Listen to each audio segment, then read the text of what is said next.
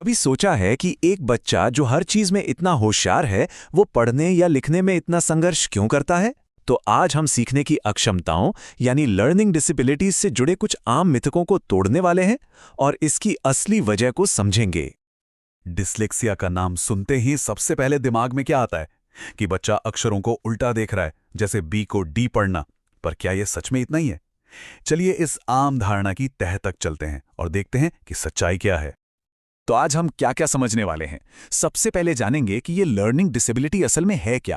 फिर क्लासरूम में आने वाली चुनौतियों पर नजर डालेंगे, डिस्लेक्सिया के मिथक को डिकोड करेंगे, एक बहुत ही जबरदस्त समाधान के बारे में बात करेंगे और आखिर में देखेंगे कि सिर्फ लेबल लगाने से आगे बढ़कर एक्शन कैसे लिया जा सकता है।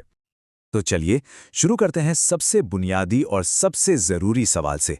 आखिर ये सीखने की अक्षमता होती क्या है, इसकी जड़ें कहाँ हैं? देखिए, सबसे पहले एक बात साफ कर लेते हैं। सीखने की अक्षमता का इंटेलिजेंस से मतलब बुद्धिमानी से दूर दूर तक कोई लेना देना नहीं है। ये कोई कमी नहीं है, बिल्कुल नहीं। ये तो बस दिमाग के जानकारी प्रोसेस करने का एक अलग तरीका है। समझिए कि दिमाग की वायरिंग थोड़ी अलग है, पर इसका मतलब ये नहीं कि उसमें पावर कम है। और ये अक्षमताएं ना कई तरह की हो सकती हैं। जैसे पढ़ने में दिक्कत, वो है डिसलेक्सिया। लिखने में परेशानी, वो है डिसग्राफिया।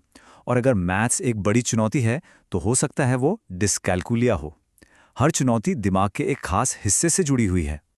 अब इन्हीं चुनौतियों को क्लासरूम के माहौल में रखकर देखते हैं, जहां टीचर्स और स्टूडेंट्स हर दिन एक बहुत बड़े विरोधाभास का सामना करते हैं। ये बैलेंस बनाना सच में बहुत मुश्किल है। सोचकर देखिए, एक तरफ लक्ष्य है कि सभी बच्चे एक ही क्लास में एक साथ पढ़ें, लेकिन दूसरी तरफ सच्चाई यह है कि कुछ बच्चों को सीखने के लिए स्पेशल, बिल्कुल अलग तरीकों की जरूरत होती है। तो सबको एक साथ रखना और फिर भी हर एक की जरूरत को पूरा करना, यही तो है आज की शिक्षा की सबसे बड़ी पहेली। तो चलिए अब डिस्लेक्सिया पर जूम इन करते हैं और उस सबसे बड़े मिथक को तोड़ते हैं जिससे हमने अपनी बात शुरू की थी। हाँ, तो मिथक यही है, डिस्लेक्सिया मतलब अक्षरों को उल्टा पुल्टा देखना।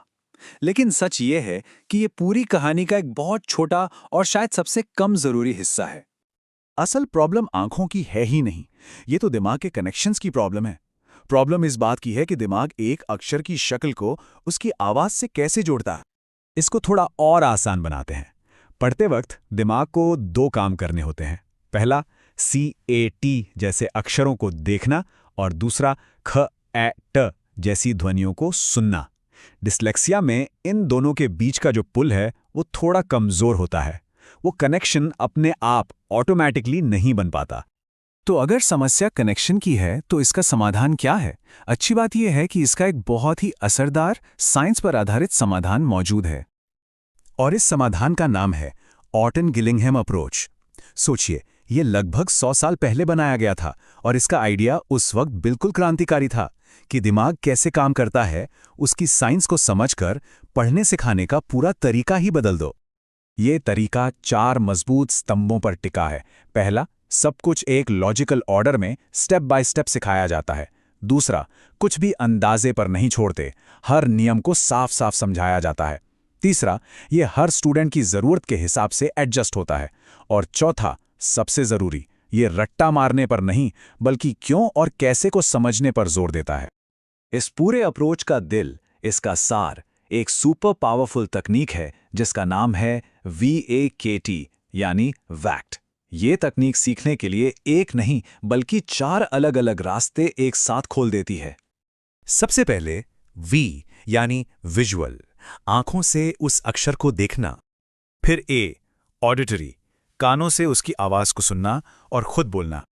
इसके बाद K काइनेस्थेटिक, अपने हाथों से हवा में उस अक्षर की शेप बनाना, बड़ी बड़ी मूवमेंट्स के साथ।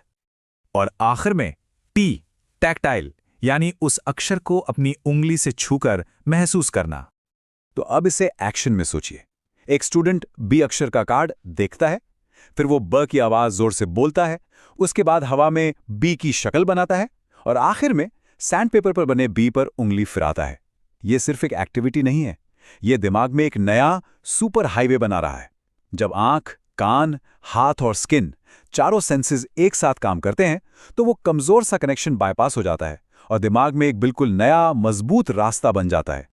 तो मिथकों से लेकर समाधान तक के इस सफर के बाद सबसे बड़े टेकअवेज क्या हैं? हम सबका फोकस कहाँ होना चाहिए? तो कुछ बातें हमेशा याद रखनी हैं। लर्निंग डिसेबिलिटी दिमाग की वायरिंग से जुड़ी हैं, इंटेलिजेंस से नहीं। डिसलेक्सिया देखने की नहीं, सुनने और देखने के कनेक्शन की प्रॉब्लम है। क्लासरूम में सबको साथ लेकर चलने और खास मदद देने में बैलेंस बनाना जरूरी है। और VAKT जैसे तरीके, ये सिर्फ कोई जुगाड़ नहीं है, ये प्रॉब्लम की जड़ पर सीधा काम करते हैं। तो आखिर में सवाल यही बचता है, हम कब तक बच्चों पर अक्षमता का लेबल लगाते रहेंगे? अब जब हम जानते हैं कि सीखने के और दिमाग के रास्ते अलग अलग हो सकते हैं, तो क्या ये हमारी जिम्मेदारी नहीं बनती कि हम सिखाने के रास्ते भी अलग अलग बनाएं? असली सवाल ये नहीं है कि बच्चे में क्या कमी है, असली सवाल ये है कि क्या हम उसे सीखने का सही रास्ता दे पाए हैं।